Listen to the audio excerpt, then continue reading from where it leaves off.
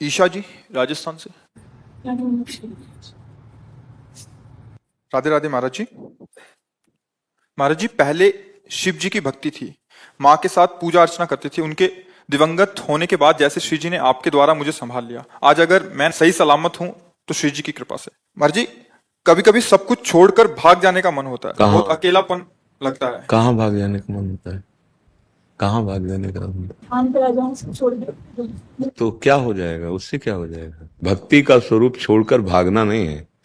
जो परिस्थिति मिली जहां हो उसी में भक्ति करना है, छोड़कर भागना नहीं। वो एक अलग मार्ग है, निवृत्ति मार्ग। वो भगवान के द्वारा पहले से प्रदत्त होता है। ये ऐसे नहीं, कोई ऐसी भूल न करे। हाँ, आओ दर्शन करो, सत्संग सुनो, फिर जाओ। जहां हो, जो तुम्हें सेवा मिली है, जो तुम्हें कर्तव्य मिला है, उसको ईमानदारी से करते हुए भगवान को समर्पित कर दो। नाम जप करो, यही भक्ति का स्वरूप है। मन बड़ा बदमाश है। ये आज कहेगा छोड़ के भाग के चले जाओ, कल क्या कहेगा, क्या क्या इसकी हम बात मानेंगे? आप देखो, इसकी बातें देखो। ये एक ही सलाह देता है क्या? ये तो क्षण क्षण में बिजली की तरह रंग बदलता रहता है। कभी वैराग्य, कभी भोग, कभी संसार, कभी भगवान। इसकी बातें नहीं माननी, एक पद्धति से चलना चाहिए। जब हम गृहस्थ धर्म में हैं तो हमारा धर्म ही गृहस्थ है। अब हम उसमें रहते हुए परिवार के लिए जो सेवाएं हमारे लिए कर्तव्य हैं उनको हम भगवत भाव से करें और नाम जप करें, वो सेवाएं भगवान को समर्पित कर दें, बस भगवान प्राप्त हो जाएंगे। अकेलापन यहाँ दूसरा है कौन, सब अकेला ही है।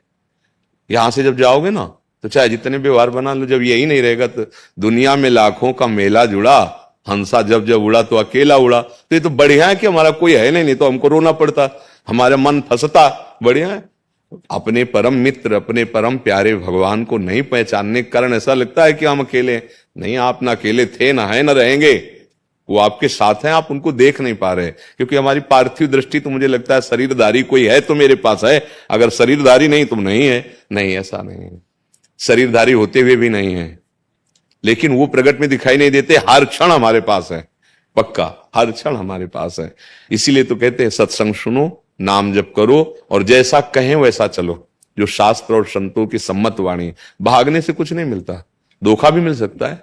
हम अलभागी, स्त्री शरीर है, कहीं ना कहीं तो आश्रय लेंगे, धोखा आपको लगेगा भगवान ने रक्षा नहीं की। ये क्या हो गया, ये क्या हो? जो अभी धाम के प्रतिभाव है, निष्ठा है, उसमें भी फर्क पड़ सकता है। धर्म से चलो, जैसी हमारी परिस्थिति, जो हमें शरीर दिया, जो हमें कर्तव्य दिया, उसके अनुसार चलो। अगर मनमानी करोगे ना तो धोखा ही मिल जाएगा, क्योंकि माया का बड़ा विचित्र स्वरूप है। और स्त्री शरीर है, एक व्यवस्था में चाहिए। स्त्री शरीर के, अब जब पुरुष शरीर आप फुटपाथ में सो जाइए, लेकिन स्त्री शरीर में तो ऐसा नहीं हो सकता ना, उसके लिए एक व्यवस्था चाहिए। तो भगवान ने जो व्यवस्था आपको दी है, जहां जैसे आप रह रहे वहां रह करके भजन कीजिए, और जो सेवा दी है वो सेवा करते हैं। हमारी राय तो यही है, आगे भगवान जैसी प्रेरणा करें। जो महापुरुष स्त्री शरीर में हुए हैं वो एक अलौकिक शक्ति रही है। अपने लोगों ने अपनी जो अध्यात्मिक शक्ति थोड़ा कभी किसी जन्म की होगी, वो भोगों में खत्म कर दिए, सामर्थ्य नहीं रह गई। आप देखो, अगर 2-3 दिन 4 दिन भोजन न मिले तो कैसा रहेगा? सर्दी, गर्मी, वर्षा, ये सब कष्ट सहकर तब अध्यात्म बल से वो युक्त होकर, अब अपने लोग ऐसी सामर्थ्य हैं, high blood pressure, low blood pressure, sugar, चश्मा लगे, बड़ी बड़ी समस्याएं, घर में चुपचाप नाम जप करो और जो व्यवस्था भगवान ने दी उसी को भगवान को अर्पित करके सेवन करो।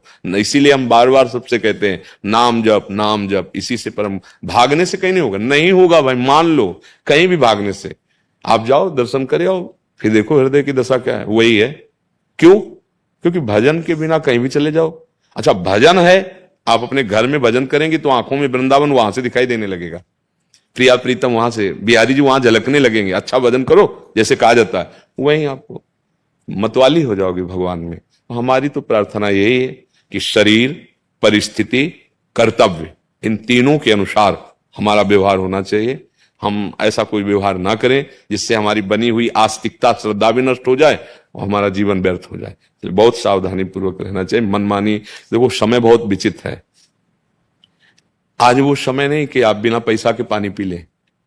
पानी, पहले जब गांव में बुजुर्ग लोग कहते थे, देखो भैया आगे समय आएगा कि पानी बिकेगा, बुद्धि खराब, पानी कोई बिकने की चीज है? आज दिखाई देता है, मात्र 40 वर्ष के पहले आज दिखाई देता है आपको कहीं पानी नहीं मिलेगा। पैसा है तो पानी है नहीं। अब आप सोचो कैसे आज की क्या स्थिति है। पैसा है तो पानी है यार, नहीं भाई कुआं होते थे, हैंडपैप होते, चलाया हैंडपैप, पानी अब कहाँ है, सब खत्म, क्योंकि इतनी निचाई पर चला गया। भैया खास बात भजन है, भागना नहीं।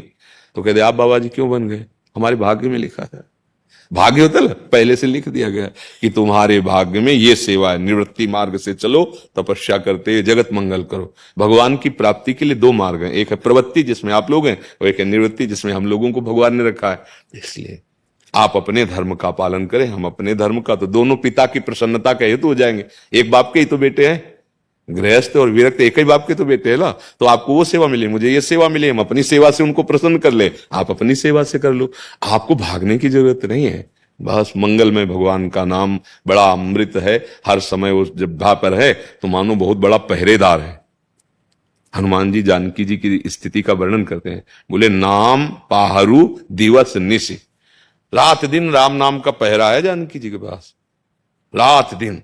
तो अगर आप राम नाम, तो पहरेदार कितना जोर का है, आप कैसे कह सकते हैं मैं अकेले हूं, जब नाम है तो नाम ही वही है। तो इसलिए थोड़ा अध्यात्म को समझिए, भागने की जरूरत नहीं, जहां हो वहीं रह करके अपने कर्तव्य का पालन करते हुए नाम जप कीजिए। हमारी तो राय है, आगे जैसा भगवान आपको प्रेरित